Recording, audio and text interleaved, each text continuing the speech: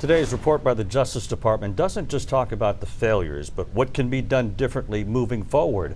After experts try to learn what can be done to better make schools safer, Jalissa Garza spoke with a former active shooter training expert and shares their thoughts on school safety and the training. Jalissa.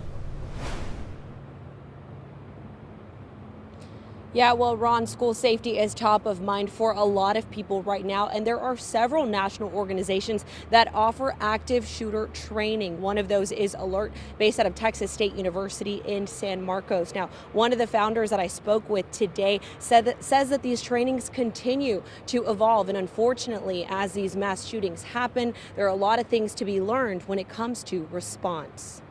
And we really started working on 2000. We really pushed out the first class, I think it was in 2002. Terry Nichols is a retired police chief and one of the founders of ALERRT.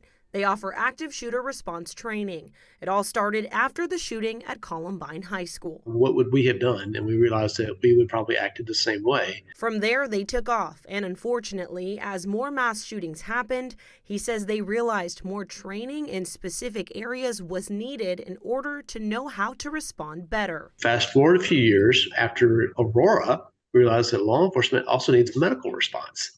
And we need to work with our brothers and sisters and fire services and EMS so we can get people out to higher levels of care. Nichols isn't with ALERRT anymore. He left in 2016. But over time, as a police chief and an active shooter training expert, he's seen what lessons have been learned and what needs to be added to these trainings. You look at the ones that have happened from Pulse to Uvalde, these other ones, we realize that instant command is huge. We've got to make sure not have the tent set up and have cookies brought in. And that we're talking about very, very fast, very fluid, working together. He says instant command and communication are key. And while the hope is that these tragedies stop happening, he says it's vital to keep learning so that mistakes aren't made again. It just takes that one person stepping up and actually accepting responsibility and realizing, here's what we have to do. Let's go forth and do it and hopefully save lives.